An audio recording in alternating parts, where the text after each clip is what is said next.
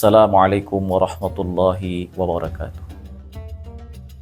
Hamdan wa syukran lillah. Salatan wa salaman ala rasulillahi sallallahu alaihi wasallam. Amma ba'd. Ma'asyiral muslimin rahimakumullah. Suatu ketika Abdullah ibnu Mubarak, salah satu tokoh sufi yang sangat terkenal di zamannya, pernah bercerita tentang sebuah kisah yang cukup menarik dan sangat populer di kalangan para sufi. Abdullah ibnu Mubarak menceritakan pada suatu musim haji, saat beliau berhaji dan beliau saat itu sedang berada di Padang Arafah. Sebagaimana kita tahu, Arafah adalah puncak pelaksanaan ibadah haji. Rasulullah bersabda, Al-Hajju Arafah, puncak ibadah haji adalah Arafah. Maka di Arafah inilah yang sangat menentukan, detik-detik yang menentukan diterima atau tidaknya ibadah haji seseorang. Maka dari itu perlu kita perhatikan apa yang kita lakukan selama berada di Padang Arafah. Singkat cerita, kata beliau, sebagaimana kita tahu di Padang Arafah orang-orang ada yang membaca Quran, ada yang berzikir, ada yang macam-macam kelakuan di Padang Arafah. Dan ada pula yang tidak manfaatkannya untuk waktu-waktu beribadah. Pada saat itu, detik-detik di mana Allah Subhanahu wa Ta'ala membuka pintu langit. Saat itu Allah membanggakan dan menyebut nama-nama orang yang berada di Arafah di hadapan para penduduk langit. Maka beruntunglah orang-orang yang berada di Padang Arafah. Pada saat itu, Abdullah ibnu Mubarak, saking lelahnya beliau di Padang Arafah, beliau pun tertidur. Saking lelahnya berzikir, membaca Al-Quran, bacaan-bacaan yang lain, beliau pun tertidur. Di saat tertidur beliau bermimpi, dan di dalam mimpinya beliau melihat dua orang malaikat yang turun dari atas langit. Salah satu malaikat itu bertanya kepada malaikat yang satu, berapa jumlah haji tahun ini? Malaikat yang satunya menimpali, jumlah mereka pada tahun ini sekitar 25.000 orang. Kemudian malaikat ini bertanya kepada malaikat yang satu, bagaimana tentang amaliyah mereka? Apakah ibadah haji mereka diterima? Jawaban yang sangat mengejutkan dari malaikat itu ternyata Allah Subhanahu wa Ta'ala tidak menerima satu pun dari orang-orang berhaji tahun ini amal mereka. Di dalam saat itu, di dalam mimpi itu, Abdullah ibnu Mubarak berkeringat dingin dan beliau menggigil ketakutan. Bagaimana mungkin orang yang datang dari seluruh penjuru negeri, ibadah mereka tidak diterima, satu pun tidak diterima. 25.000 saat itu, bukan saat ini. Saat itu jumlah itu termasuk sangat banyak.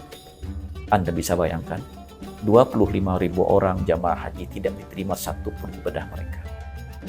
Lantas yang satu pun berkomentar, akan tetapi katanya, jika saja bukan salah seorang saleh yang bernama Sa'id al-Muhafah, niscaya 25 jamaah haji itu akan mengalami kerugian dunia akhirat. Mengapa? Karena doa orang yang bernama Sa'id al-Muhafah inilah akhirnya Allah menerima amal ibadah haji mereka 25.000 orang. Nah, di dalam mimpi ini disebutkan bahwasanya Abdullah ibnu Mubarak Sa'id al-Muhafah. Sa'id al-Muhafah ya, diceritakan bahwasanya beliau ini tidak mengerjakan ibadah haji pada saat itu. Beliau adalah salah seorang warga negara Suriah yang tinggal di pinggiran kota Damaskus. Pekerjaan beliau adalah tukang sol sepatu.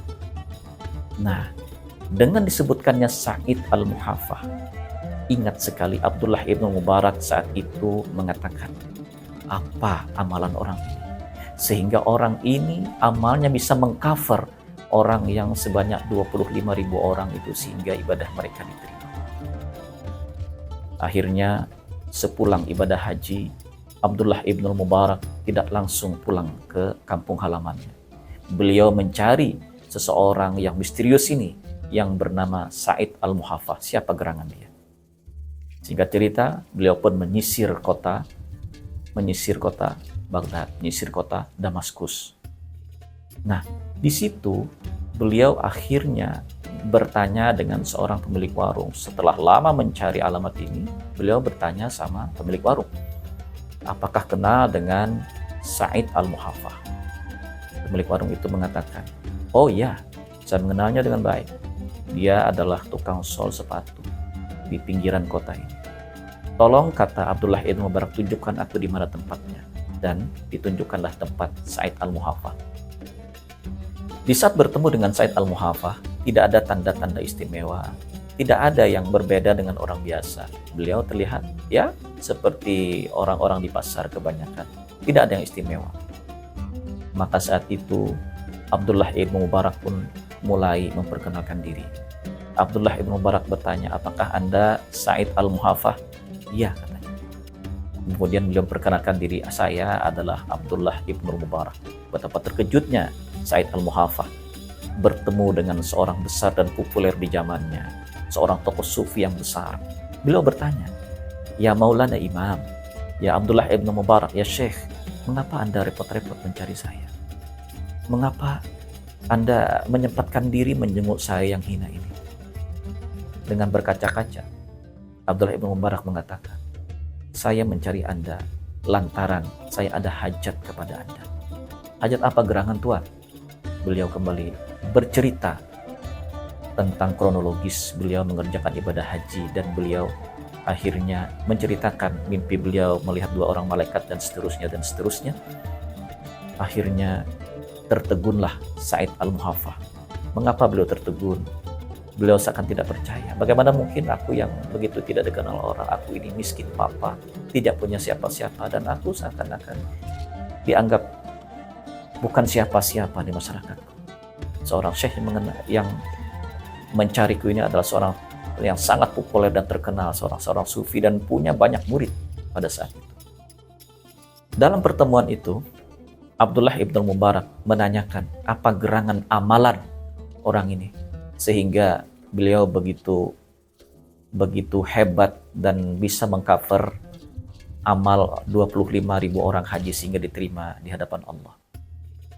Kata beliau, tidak ada yang istimewa, tidak yang berbeda dengan orang lain. Aku dan keluarga tetap mengerjakan sholat 5 waktu, puasa, dan tidak ada amalan-amalan khusus. Tapi Abdullah ibn Mubarak terus mendesak, kata beliau, ceritakanlah kepadaku, tolong bercerita, apapun yang Anda alami, ceritakan kepadaku. Beliau pun mengingat-ingat, Said Al-Muhaffah mengingat-ingat kejadian apa yang telah dialami.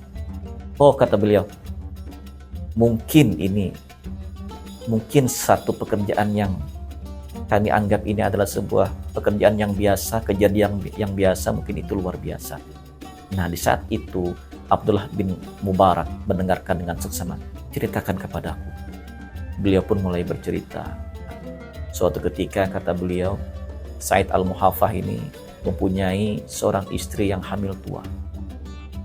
Suatu ketika, istrinya mencium bau makanan yang sangat sedap. Akhirnya, sang istri meminta kepada Said Al-Muhaffah untuk membelikan makanan itu, atau kalau tidak mungkin memintanya kepada orang yang memasak itu barang sedikit karena dia sedang hamil. Maka saat itu Said Al-Muhaffah pun mencari dari mana datangnya bau makanan yang sedap itu. Beliau mengamati tetangga-tetangga siapa gerangan yang masak ini. Akhirnya berjumpalah dengan gubuk tua, di mana di sana dihuni oleh seorang janda dan 6 orang anak yang masih kecil.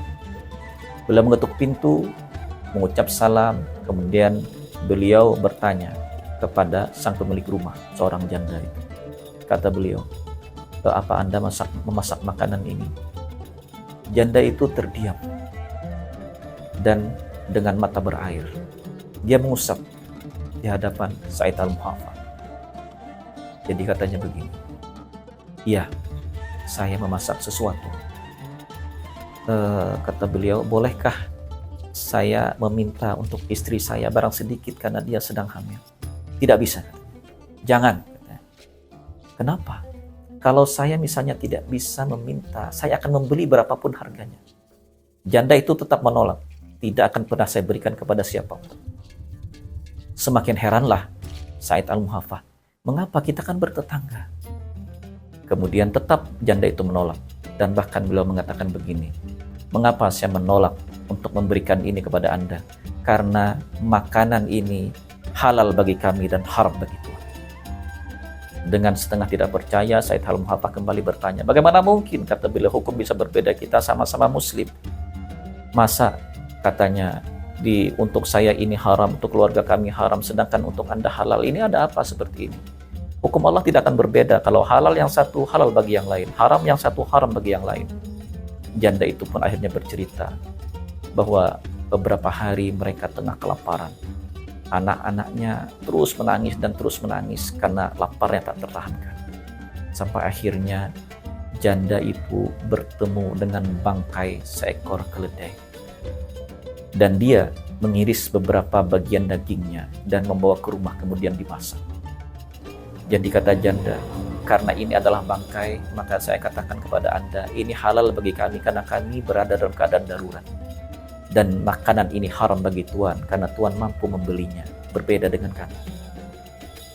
Dengan cerita yang sangat mengiris ini, akhirnya Said Al-Muhaffah pulang ke rumah dan bercerita dengan istrinya. Dua orang suami istri yang saleh ini akhirnya berunding. Dan istrinya mengatakan, bukankah Anda punya tabungan? Ya. Berapa tabungan Anda? Saya punya tabungan 35.000 dirham untuk mengerjakan haji tahun ini. Sebagaimana niat kita menabung puluhan tahun, sepeser demi sepeser kita kumpulkan untuk berhaji tahun ini.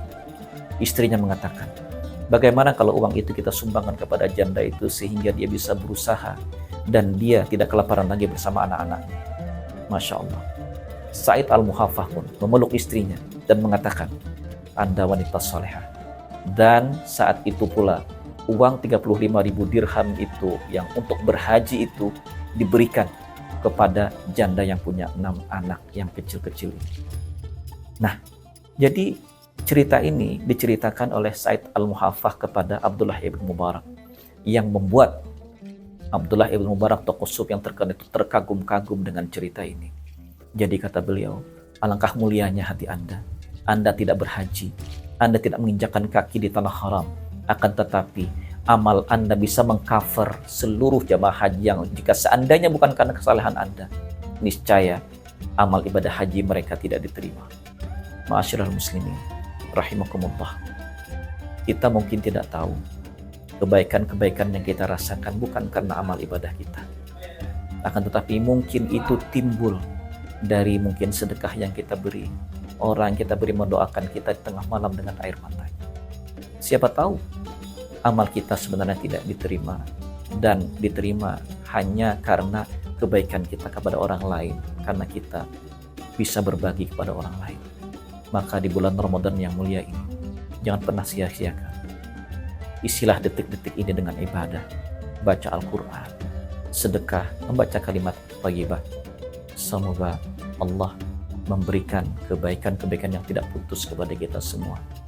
Karena betapa banyak orang mengalami Ramadan tapi tidak bisa memanfaatkan detik-detik Ramadan ini untuk berbuat baik. Kiranya hanya ini yang bisa saya sampaikan. Mudah-mudahan memberi manfaat untuk kita semua dan kita bisa menengok kepada hati kita yang paling dalam. Apakah kita sudah berbagi kepada sesama? Allahu waliyut taufiq. Wassalamualaikum warahmatullahi wabarakatuh.